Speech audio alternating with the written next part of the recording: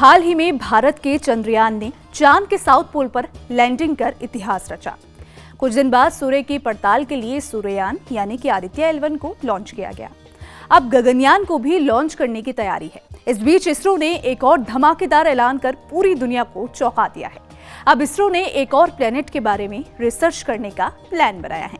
इसके बारे में खुद इसरो चीफ सोमनाथ ने बताया कि भारत अब शुक्र ग्रह यानी कि वीनस प्लेनेट के लिए अपना मिशन भेजने की तैयारी कर रहा है। लेकिन सवाल ये कि आखिर मिशन वीनस है क्या और इस प्लेनेट में ऐसा क्या खास है जो इसरो ने इसी प्लेनेट को रिसर्च के लिए चुना। नमस्कार, मैं हूं आपके साथ ईशा नेगी और आप सभी का स्वागत है द साइंस शो में।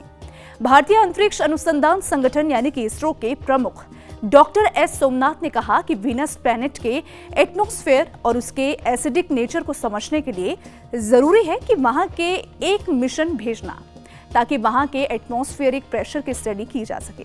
वीनस का एटमॉस्फेरिक प्रेशर अर्थ से 100 गुना ज्यादा है। सोमनाथ ने कहा कि हमें अभी तक ये नहीं पता कि इतने ज्यादा दबाव यानी कि प्रेशर की वजह क्या है।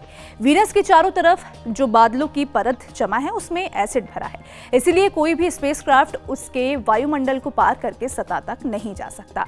और सौर मंडल की उत्पत्ति की जानकारी हासिल करने के लिए शुक्र की स्टडी जरूरी है। शुक्र और मंगल ग्रह को ध्यान से देखें तो पता चलता है कि वहां जीवन क्यों नहीं है। इसे और गहराई से समझने के लिए जरूरी है कि वहां पर एक मिशन भेजा जाए। सोमनाथ के इस बयान से कुछ महीने पहले इसरो के एक वैज्ञानिक ने दावा किया था कि शुक्रयान मिशन में देरी हो सकती है। इसरो की तरफ से तैयारी पूरी है, लेकिन सरकार से ऑफिशियल परमिशन अभी तक नहीं मिली है। आपको यहाँ पे बता दें कि शुक्रयान एक ऑर्बिटर मिशन है, यानी स्पेसक्राफ्ट शुक्र ग्रह यानी कि वीनस के चारों तरफ चक्कर लगाते हुए स्टडी करेगा। इसमें कई साइंटिफिक पेलोड्स होंगे, लेकिन सबसे जरूरी 2 पेलोड्स हैं। High resolution synthetic aperture radar और ग्राउंड पेनिट्रेटिंग रडार होंगे। शुक्रयान स्पेस से शुक्र ग्रह की ज्योग्राफिकल स्ट्रक्चर और ज्वालामुखीय गतिविधियों की स्टडी करेगा। साथ ही उसके जमीनी गैस उत्सर्जन यानी कि गैस एमिशंस, हवा की स्पीड, बादलों और कई सारी चीजों की भी स्टडी करेगा। शुक्रयान एक एलिप्टिकल ऑर्बिट में वीनस के चारों तरफ चक्कर लगाएगा। शुक्रयान मिशन की लाइफ 4 साल की होगी, यानी इतने समय तक के लिए स्पेसक्राफ्ट बनाया जाएगा। उम्मीद जताई जा रही है कि शुक्रयान को GSLV मार्क 2 रॉकेट से लॉन्च किया जाएगा। शुक्रयान का वजन 2500 किलोग्राम होगा। इसमें 100 किलोग्राम की पेलोड्स लगे होंगे। इसमें फिलहाल 18 पेलोड्स लगाने की खबर है। हालांकि ये फैसला बाद में होगा कि कितने पेलोड्स जाएंगे। इसमें जर्मनी, स्वीडन, फ्रांस और रूस के पेलोड्स भी लगाए जा सकते हैं। आपको यहां बता दें कि मिशन वीनस में इसरो एक स्पेसक्राफ्ट बनाएगा जो वीनस के चारों तरफ चक्कर लगाते हुए उसकी स्टडी करेगा।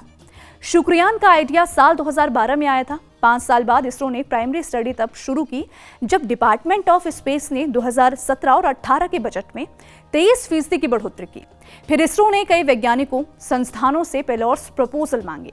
आमतौर पर अर्थ से जब किसी दूसरे प्लैनेट के लिए मिशन लॉन्च होता है तब लॉन्च विंडो देखा जाता है, यानी वो समय जब दूसरा प्लैनेट अर्थ के नजदीक होता है। वीनस के लिए बेहतरीन लॉन्च विंडो हर 19 महीने के बाद आता है, लेकिन अगर अनुमति मिलने में देरी हो तो पेलोड्स तैयार होने में और रॉकेट तय करने में समय लगेगा, तो लॉन्च देरी से होगा।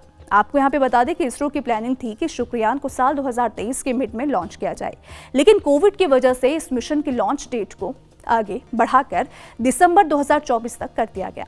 इसके अलावा इसरो के और भी 2 मिशनों में देरी हुई है। चंद्रयान 3 और आदित्य L1 भी अलग अलग वजहों से लेट हुए थे।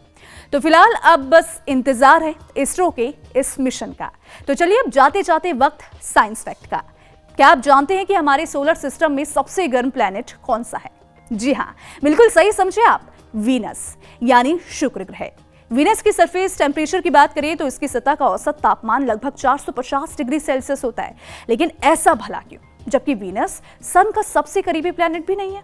दरअसल वीनस के सबसे ज्यादा गर्म रहने का कारण उसका घना वातावरण है, जिसकी वजह से उस प्लैनेट पर ग्रीन हाउस इफेक्ट ज्यादा होता है और इसके कारण ग्रह की गर्मी वही रह जाती है।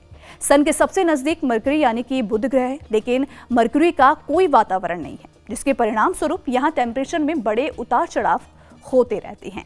तो फिलहाल इस एपिसोड में इतना ही। बाकी आपको किस टॉपिक में और एपिसोड चाहिए आप हमें कमेंट सेक्शन में जरूर बताएं। धन्यवाद।